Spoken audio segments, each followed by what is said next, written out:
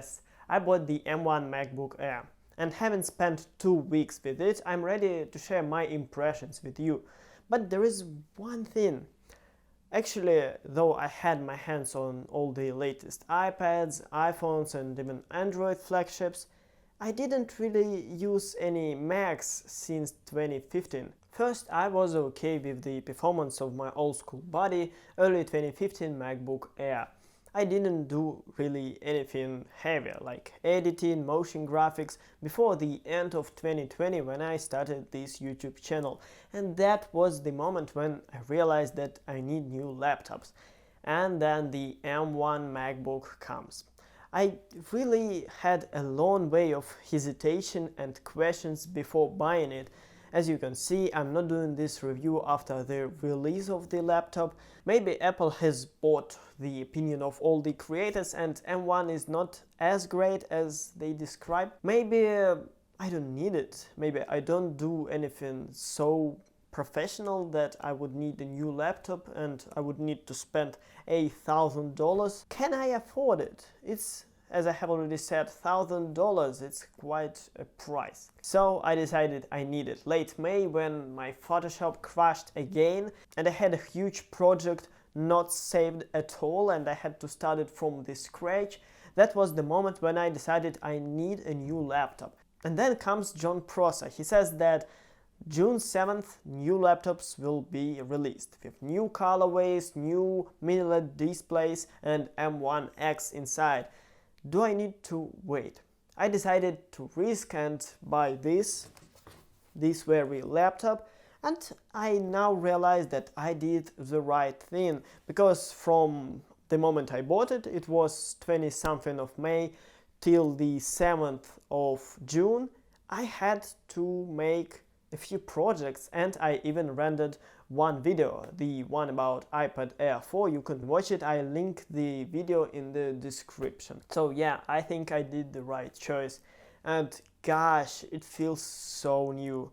I know that people have already get used to newer Macs, to all the stuff, to Touch ID, to Retina displays, but that's the video about my impressions, and feel free to write down in the comments that I'm slowpoke, but it feels completely new. The gap between 2015 MacBook Air and 2020 MacBook Air is not just 5 years, it feels like eternity. This laptop gives the unique experience, and I'm here to express my impressions, but let's divide them into 10 categories and speak about everything step by step. My name is Greg, welcome to my channel, let's go!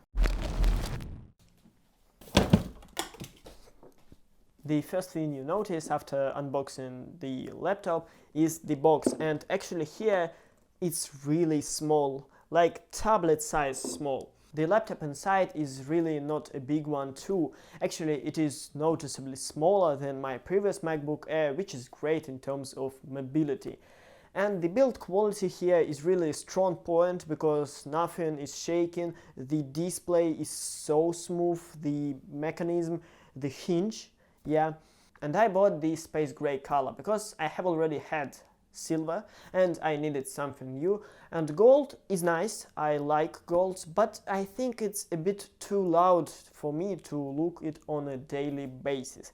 If it was gold on the back, and no, I think it's just too loud for me. However, even for the space gray version I ordered D-brand skin already because I think it's easy to scratch. Actually, I have already a one bump here, and my previous laptop is like 6 years and I don't have any scratches on it, but here I have one already. The moment I opened the MacBook Air, the new one, I realized how awful the TN screen on the previous one always has been. I mean, I had assumptions, but it was still better than matte screens of most of the Windows laptops that I've seen.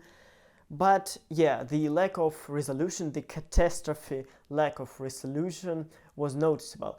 And here it's just lovely to look at. It's bright and sharp, and the black frame across the screen looks also gorgeous comparing to the metal chunky frame of the old generation.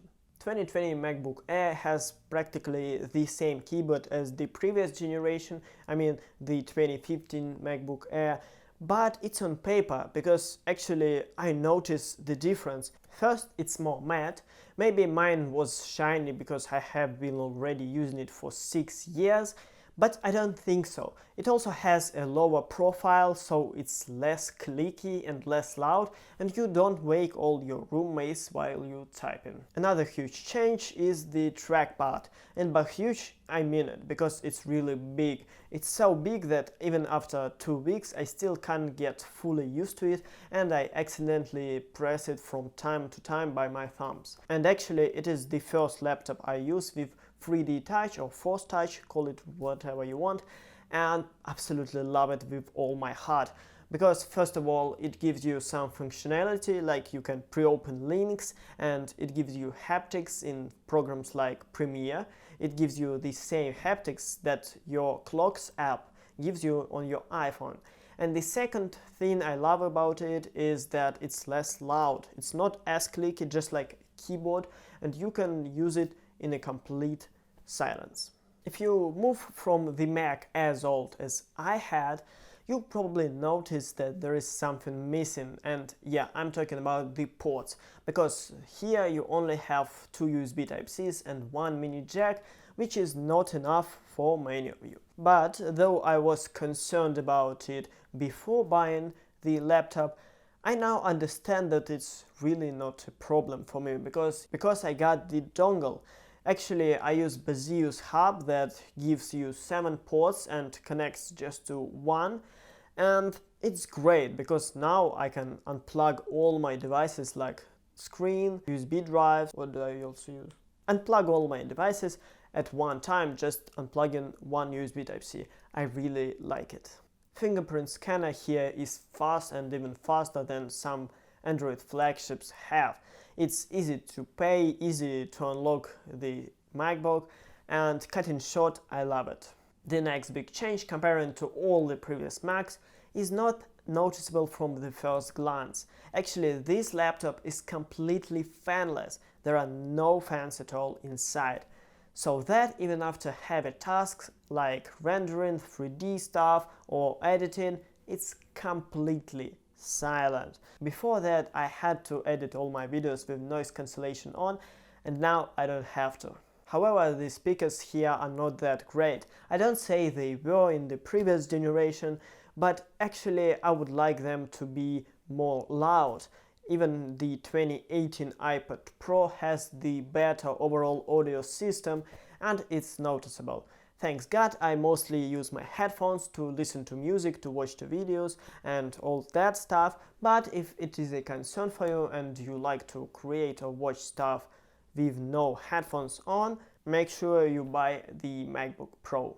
The next big difference that Apple M1 chip brings to macOS is that now you can launch all the iOS apps. At first I didn't think that I need this feature, but then I realized I did, because now I can install Google Translator onto the Mac and transform screenshots with Chinese text to the real text, because I study Chinese at university.